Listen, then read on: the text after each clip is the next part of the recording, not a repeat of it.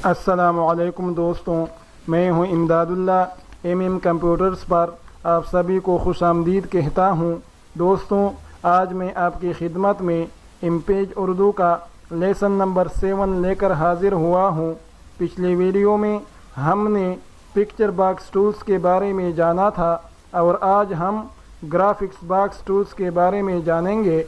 लेकिन इससे पहले कि मैं अपने सबक का आगाज़ करूं, आपसे दरख्वास्त है कि अगर अभी तक आपने एमएम कंप्यूटर्स को सब्सक्राइब नहीं किया है तो प्लीज़ सब्सक्राइब कीजिए, साथ में बेल आइकॉन पर भी क्लिक करें ताकि मैं जब भी कोई नई वीडियो अपलोड करूं तो उसकी इंफॉर्मेशन आपको मिलती रहे। तो चलिए दोस्तों, इम्पेज पर चलते हैं और अपने सबक का आगाज़ करते हैं।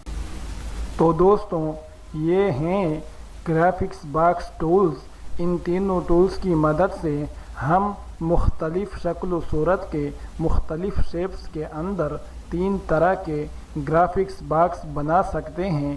पहले टूल की मदद से हम रेक्टेंगल शेप में ग्राफिक्स बॉक्स बना सकते हैं। दूसरे वाले टूल की मदद से हम एलिप्स यानी सर्कल शेप में ग्राफिक्स बॉक्स बना सकते हैं।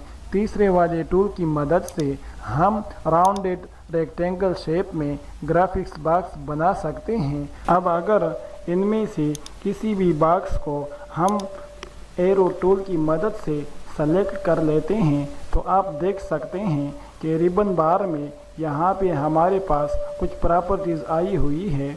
इनमें से अक्सर ऑप्शंस के बारे में तो हम पिछली वीडियोज़ में बात कर चुके हैं। अलबत्ता कुछ कमांड ऐसे हैं जिनको मैंने पिछली वीडियो में यानी पिक्चर बॉक्स टूल्स में भी स्किप कर दिया था। तो आज हम उन ऑप्शंस के बारे में समझ लेते हैं। तो इनमें से सबसे पहला जो ऑप्शन है वो यहाँ पे इस वक्त सेलेक्ट है, क्योंकि हमारे पास रेक्टेंगल शेप बना हुआ है तो इस वजह से यहाँ से रेक्टेंगल शेप ही सेलेक्ट है। तो होता ये है कि कभी कभी हम तो रेक्टेंगल शेप बना देते हैं, बाद में हमारा इरादा तब्दील हो जाता है कि नहीं, यहाँ पे रेक्टेंगल शेप नहीं, हमें एलिप्स चाहिए या हमें राउंडेड रेक्टेंगल चाहिए। तो उसके लिए एक तरीका तो ये है कि आप इसको डिलीट कर दें और फिर दोबारा से एलिप्स या राउंडेड रेक्टेंगल आप ड्रा करें। लेकिन ये प्रोसेस थोड़ा लंबा है, तो इससे बचने के लिए यहाँ पे साथ में ये जो कमांड्स है ये इसी मकसद के लिए हैं कि अगर आपने रेक्टेंगल बनाया है, बाद में आपका इरादा एलिप्स का बन जाता है, तो आप सिंपली यहाँ पे क्लिक करके रेक्टेंगल से एलिप्स पे आ सकते हैं, उसको डिलीट करने की ज़रूरत नहीं है। इसी तरह अगर आपका इरादा राउंडेड रेक्टेंगल का बन जाता है तो आप सिंपली यहाँ से इस कमांड के ऊपर क्लिक करेंगे तो आप एलिप्स से राउंडेड रेक्टेंगल पर आ जाएंगे। इसके नीचे जो ये वाला ऑप्शन है, इसकी मदद से हम इस राउंडेड रेक्टेंगल के एजेस की राउंडनेस, किनारों की गोलाई को कम या ज़्यादा कर सकते हैं। मसलन अगर हमने इस गोलाई को ज़्यादा करना है, अभी ये 1/4 इंच है, हम इसको आधा इंच करना चाहते हैं, तो हम यहाँ पे आधा इंच टाइप करके इंटर दबाएंगे, इंटर प्रेस करेंगे तो इस बॉक्स की जो गोलाई है किनारों की वो ज़्यादा हो जाएगी। इसी तरह अगर हमने कम करना है तो हम वही वैल्यू वहाँ पर टाइप करके इंटर प्रेस करेंगे तो बॉक्स के किनारों की जो गोलाई है वो कम हो जाएगी। इसी तरह अगर हम सर्कल पे रहते हैं या रेक्टेंगल पर रहते हैं तो आप देख सकते हैं कि ये कमांड, ये ऑप्शन डिसेबल है, क्योंकि रेक्टेंगल में या एलिप्स में किनारे ही नहीं होते तो उसको गोल करने की ज़रूरत हमें कहाँ से पेश आएगी। इसी वजह से रेक्टेंगल और एलिप्स पे तो ये डिसेबल रहता है, लेकिन जब हम राउंडेड रेक्टेंगल पर आ जाते हैं तो ये अनेबल हो जाता है, क्योंकि उसमें किनारे होते हैं और उसकी गोलाई को हमें कम या ज़्यादा करने की ज़रूरत पड़ती है। अब रही ये बात कि इन बॉक्सेस को हम कहाँ और कैसे इस्तेमाल करेंगे। हमें इम्पेज में इनकी ज़रूरत کب اور کیسے پیش آتی ہے، کس مقصد کے لیے ہم ان باکسز کا استعمال کرتے ہیں، تو اس کو سمجھنے کے لیے ہم ایک دوسرے فائل پر چلے جاتے ہیں اور وہاں پہ سمجھتے ہیں۔ تو دوستو ہوتا یہ ہے کہ کبھی کبھی ہم نے کسی ٹیکسٹ کو، کسی عبارت کو ہائی لائٹ کرنا ہوتا ہے، تو اس کو ہائی لائٹ کرنے کے لیے ان گرافکس باکسز کا استعمال کرتے ہیں۔ مثلا ہم نے اس والے ٹیکسٹ کو، اس عبارت کو ہائی لائٹ کرنا ہے، تو اس کو ہائی لائٹ کرنے کے لیے ہم اس کے اوپر ایک باکس بنائیں گے۔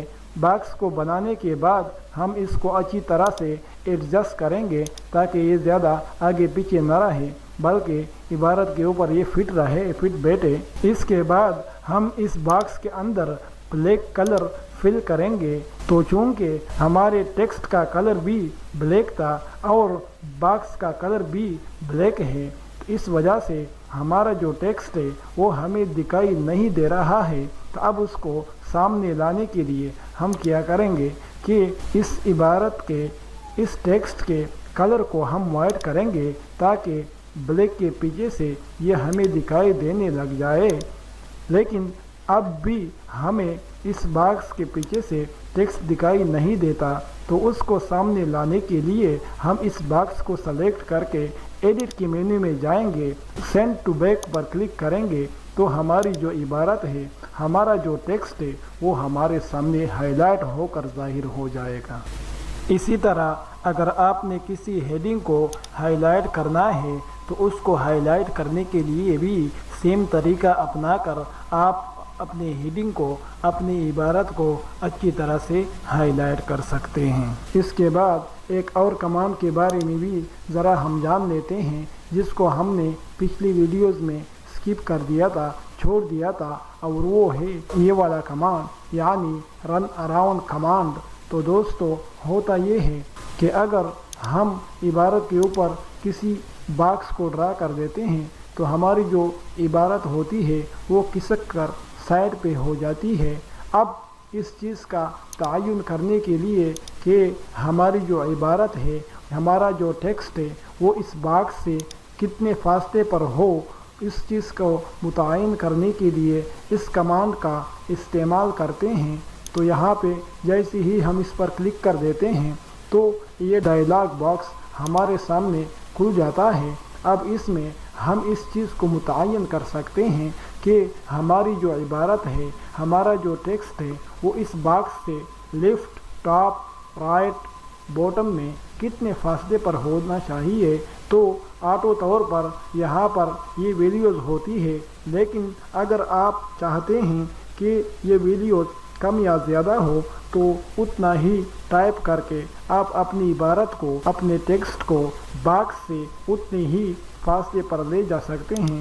مثلا ہم چاروں طرف سے آدھا انچ کا فاصلہ چاہتے ہیں تو ہم یہاں پر چاروں طرف سے آدھا انچ کا فاصلہ ٹائپ کر کے جیسے ہی انٹر پریس کریں گے تو آپ دیکھیں گے کہ ہماری جو عبارت ہے، ہمارا جو ٹیکسٹ ہے وہ چاروں طرف سے آدھے انچ کے فاصلے پر چلی گئی ہے۔ اس کے علاوہ پچھلی ویڈیو میں نے آپ کو بتایا تھا کہ کبھی کبھی ہم نے کسی تصویر کو، کسی پکچر کو بطور واٹر مارک کے استعمال کرنا ہوتا ہے، تو اس کے لیے ہم کیا کریں گے، سب سے پہلے تو اس باکس کے سائز کو تھوڑا بڑا کریں گے۔ بڑا کرنے کے بعد ہم رن اراؤنڈ کمانڈ پر چلے جائیں گے اور اس کو ان چیک کر کے اوکے پریس کریں گے تو ہماری جو عبارت ہے وہ پیچھے چلی جائے گی اور باکس آگے آ جائے گا، یعنی ٹیکسٹ کے اوپر آ جائے گا۔ اس کے بعد ہم ہینڈ ٹول کی مدد سے اس باکس کے اندر مطلوبہ پکچر کو امپورٹ کریں گے اور اس کے بعد اس کو 45 ڈگری پر اس باکس کو سلیکٹ کر کے 45 ڈگری پر روٹیٹ کریں گے۔ روٹیٹ کرنے کے بعد اس کو ہم ایڈجسٹ کریں گے۔ ایڈجسٹ کرنے کے بعد ایڈٹ کے مینیو میں جائیں گے اور اس کو سینڈ ٹو بیک کر دیں گے تو ہمارا جو ٹیکسٹ ہے وہ آگے آ جائے گا اور جو تصویر ہے وہ پس منظر میں چلی جائے گی۔ تو دوستو یہ تھا ہمارا آج کا سبق۔ تو اب تک کے لیے اتنا ہی، بقیہ کے لیے ملتے ہیں اگلی ویڈیو میں، تب تک کے لیے اپنا بہت سارا خیال رکھیے گا۔ اللہ نگہبان۔